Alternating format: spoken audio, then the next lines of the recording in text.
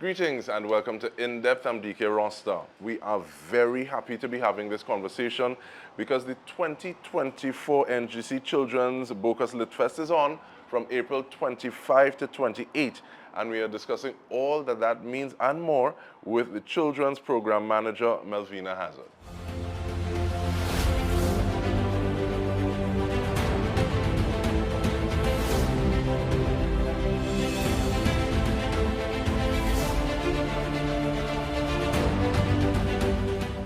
Thank you for making the time, Melvina. I also want to say hello, Zelly. I'm hearing the entire name is Dragon Zelda Bocas, but Zelly is the name that we're going to be calling you. How you do, Zelly? I'm fine, a little nervous, but okay. Glad. But we're going to be talking to the mother of the dragons a little bit, so you just hear, and if there's something that you want to add, you just jump in and tell us, all right? Okay. Nice. But starting off though, in terms of the theme of the festival for this year, what is the name of the theme? What is the rationale behind it? Okay, so the theme is Imagine the Future, New Voices, New Stories, and New Ideas. And the idea behind this is Bocas Litfest's overall mission to be a leading Caribbean voice in the global conversation. And so in discovering new voices, of course, it starts with children. And so the children's program aims to celebrate and elevate the voices of children writers who are children, and also adult writers of children's books, and to give them a platform to really express themselves and celebrate their new voices and new ideas. So it's really about literally imagining the future of a literary world where every single reader in the world has a favorite Caribbean writer. And that is one of the things I wanted to ask about as well, not just writers, but readers. Because sometimes it feels as though if you don't know where to look, some of these stories, some of the publications that are able to tell us about ourselves aren't necessarily as accessible as they might be. So I think this is also a good opportunity to make some of those connections. Yes, and you discover a lot of new Caribbean, we discover a lot of Caribbean and local writers, and those books are actually available at the festival over the 4 days. We have paper-based bookshop there. We have, I know, Metropolitan Bookshop is going to be there. We have some other booksellers. So all of the books that are going to be featured in the festival, the children and the adults festival, will be available for sale at the festival. And you might have an opportunity to meet some of the writers and get the books autographed there as well. And hopefully we're able to speak with one of the writers a little later in this conversation. Yes. But who are some of the writers that come to mind? Who are some of those that are doing this work? Okay, well, one of the longest serving writers in the Children's Festival is actually 8 years old. And she started at the festival when she was 4. And her name is Corinne Anaya Clark. So Corinne Anaya is actually going to be hosting in the first set of the festival on the 25th of April at City Hall. And she's going to be reading from her latest book, Chronicles of Corinne, Heroes of Trinidad and Tobago. We have Alake Pilgrim, who is going to be launching her second book from the Zoe series. We have Paul Keynes Douglas with Stringbank, his latest book that he just launched last month. We have Juanita, which is a bilingual Spanish and English book, which is going to be part of a very important workshop and storytelling session on the same Thursday. We have a new writer who just wrote to us and introduced herself. Her name is Michelle Ali, and she wrote a collection of folklore stories that's set in a modern day setting, and it's very, very fascinating stories, so I'm really looking forward to meeting her in person. During the festival, we also have carnival performances. So we have Zachary Ransom, who's going to be performing, opening the festival. We have Baby Doll Mass by Kalia Harris. We have Kiani and Kimoni Newton, the Peregrinades. We also have Anselm Douglas, who most people don't realize that he is a writer of children's books. So we actually have created an audio-video book for the festival, and that will appeal to the sight and hearing impaired. We have Nyla Blackman participating in the festival with her first book, Love Lala. We have new writers like Hazel Lynch, so Mary Coffey. Even before that, though, and Zelly, I want to ask who you're interested to read about, but there's something that you said, and it just kind of spoke to inclusion. And I think that is one of the things that is happening as well in terms of operating from spaces that people with different abilities are able to access the physical space. And I think there's also sign language interpretation as well. So what are some of those strides that you've been working towards in terms of that level of inclusion? Okay, it's very important that every single child that attends the NGC Bocas Children's Litfest feels comfortable and welcome. So we have endeavored as much as possible to make not just the programming accessible for children. So we have sign language translation services provided by the Trinidad and Tobago Association for the Hearing Impaired. That's going to be provided on both days at City Hall, the 25th and the 26th. We are going to be having videos where they are captioned so that, again, the hearing impaired can read them. We have, as I said, the audio video book. We are going to have very good sound quality, so the hard of hearing and the sight impaired will be able to enjoy the program. And in terms of the festival village and the festival spaces, all of the festival spaces are wheelchair accessible for the mobility challenge. We have what we call a comfort zone, so that if a child feels overwhelmed by the noise and the crowds, they can go into that space and sort of like cocoon themselves and be comforted and take a little downtime. We also have a well-being team to look after the children. And we also have the Red Cross services on hand for any sort of distress, which we hope will not happen. Yeah, but it's always good to prepare for it and hope you don't need it. Yes. But Zelly, what are you looking forward most in the festival? I'm looking forward to meeting all the children, especially Corinne Anaya and Michelle Ali, and there's this boy from Tobago called Marcus Wiley, and he is a spoken word poet. I can't wait to meet him. And Miss Nyla Blackman will be there too. And on that note, while we're thinking about that and just talking about some of these things that's happening, we'll take a short break. We are coming back. We're speaking with Zelly, as well as the Children's Program Manager for the NGC Children's Bocas Litfest, Melvina Hazard. Stay with us. We'll return after this.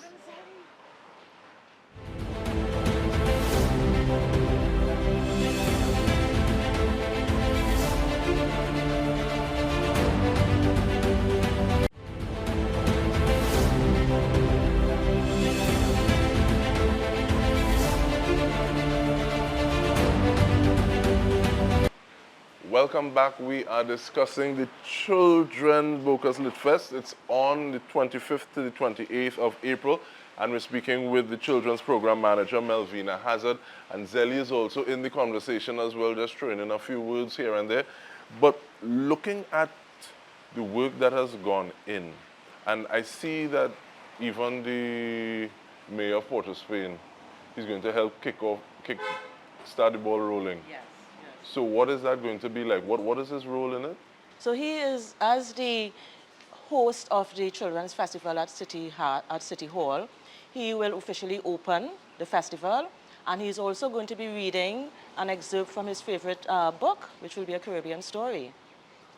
I think it's so nice to have these levels of interaction, because sometimes I think youth or children, they see people who are in positions and they're not able to interact with them on certain levels, as opposed to possibly just getting instructions, go here, sit there, do this, as opposed to this is the story that I like, and that also shares a piece of yourself that might not happen otherwise.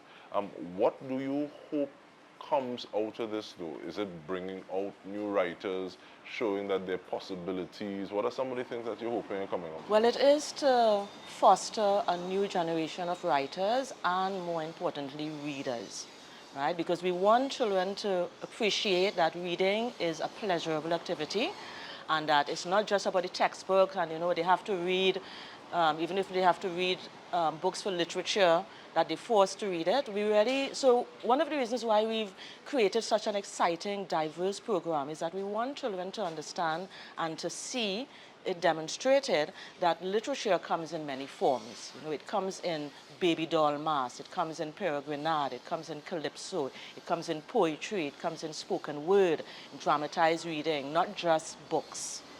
Um, at first I thought reading was only for school, Miss Melvina. No, it's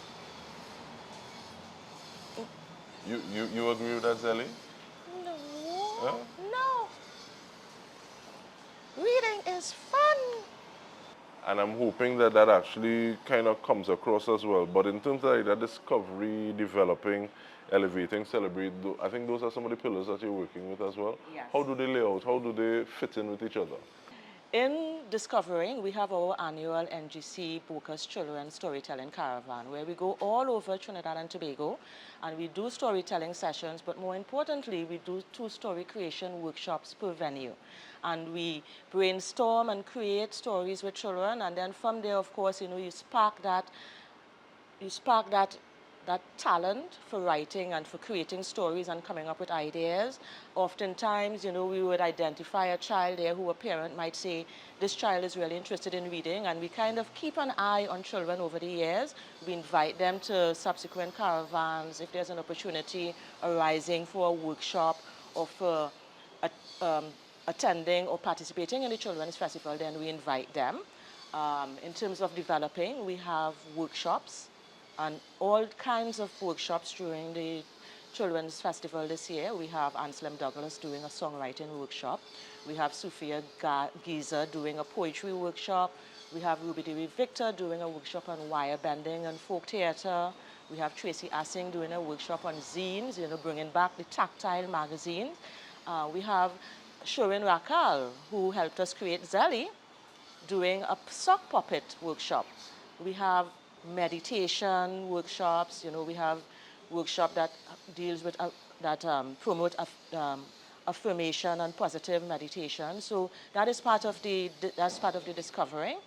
The elevating, of course, is really having these children at the festival and letting other children see that their peers are celebrated and elevated. And of course, the celebration is by continuing to elevate them and promote them and give them voices and give them new platforms and forums to really show off their work.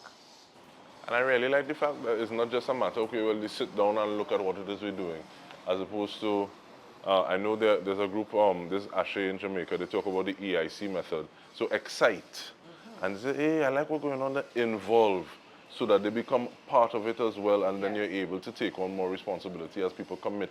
And in this instance, it could be commit to a way of being. Yes. So whether or not you're learning a sock puppet or you now have a little more idea of how to make your own poem and articulate, express your feelings, because even like that interactive poetry workshop, I think is something that is, well, all of it is important and all of it is relevant and all of it is timely at this point in time.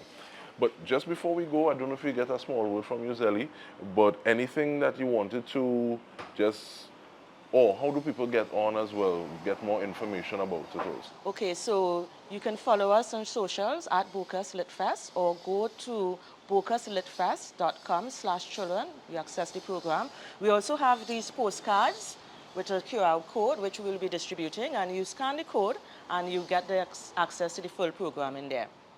Nice. The latest, Zelly. Thank you. So I want to thank you very much, Zelly, as well as Melvina Hazard, Children's Program Manager. We're not done as yet because we are going to be speaking with one of the authors. We camped out, so I don't want to say that we waylaid the young lady, but we're going to be speaking with author Alake Pilgrim when we return.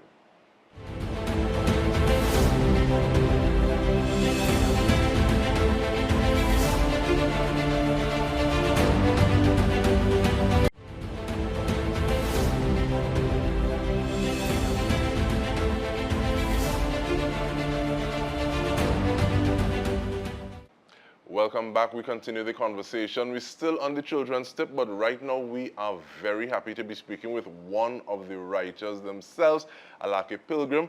and we find out who Zoe is, because I hear it's not the first iteration of a publication, it's a series. But thank you for making the time. Thank you for having me. And thank you for saying yes, because we just say, hey, look at Alake. It was serendipitous. So who is Zoe? So Zoe is a series that I've written set in the Caribbean, fantasy and sci-fi, set in nature on our islands. Yeah, featuring children with special powers, Caribbean children with their own unique abilities who grapple like these strange creatures and adults who are trying to really rob them of their gifts. Yeah. And I was recently speaking with someone who said that everybody has a story in them. How is it your story came out like this, or this story came out like this? What's the inspiration behind it? My son, you know, I started off writing for adults, writing short stories and having a little success in that area. And then he was actually born severely ill. And throughout that crucible period in my life, I started to assess why I was writing, who I wanted to write for, and what I wanted to write for. And I realized I really want to inspire and encourage children like him who have had to maybe face some more difficult aspects of life. How do you know when you're finished? Or the book is finished? When you fling it across your room? No. Usually it's never finished. Like even now I can read through this and see things that I would change or add, but it's when you've told, sometimes you're right to find a story, and it's usually the story you end up with is not the story you started with. And so when you find the story, you find a story that excites you, like you find yourself chuckling as you're writing, you find yourself wondering what's going to happen next, that's when you know you're kind of on the right track. And then when it reaches a point that things change, usually that's near the end of the story. Okay, and I'm glad you say it like this, because I was having a conversation with someone, and part of it included, who is this being done for? Because sometimes it feels as though someone might try to create something for someone else, and then it doesn't necessarily ring as true. So art is art separate to art as content. So how do you decide that you're writing this, or do you choose an age range, or say, well, this is what is coming out and I'm just going to articulate it and we'll see where it goes and we'll see who is for after? Yeah, no, I think in this case, because I had my son in the back of my mind, even though at the time he was really young, I could almost envision, well, at the time I didn't know he would make it, but thankfully he did miraculously. And once he did, I realized, well, he's going to grow up. There's this future, and I want him to have a book where he can find a version of himself in these characters. He could see, because I think that's what Bocas is about, right? It's about children being able to see themselves on a page, in a story, and as the stars, not just as sidekicks. They're the stars of their own story. And even looking at periphery and what is periphery, because there's someone else who was talking about the fact that periphery is not necessarily periphery. Periphery is very involved, where you're just oppressed in the story, or you're basically a part of somebody else's story. Right. So as opposed to say with front and center, this is our story, this is my story, being able to see, okay, well, yeah, I can be the person with the superpowers, I can be the protagonist, I can be front and center. The hero, the anti-hero, all of it. Yeah. Wait, is the second one, the more adventures coming? Yeah, I hope so. They're inside somewhere, and I really hope so. So I know that we were told that books can be sourced at the festival itself. Where else can we find out about Zoe and his amazing adventures? Where can we latch on to the book? Well, I'm on Instagram at Alake, ALAKE _writes. And also, of course, paper-based anytime throughout the year. And people can contact me via my DMs on Instagram if they want a signed copy, if they want to chat with me about writing. I'm available. All right, so on that note of availability, we want to thank you for your availability, for your presence. And on behalf of the entire TTT News team, this has been In Depth with me, Dike Rostant. First, we spoke with Melvina Hazard and Zelly, and we just spoke with Alake Pilgrim. Thank you so much for joining us. Thank you.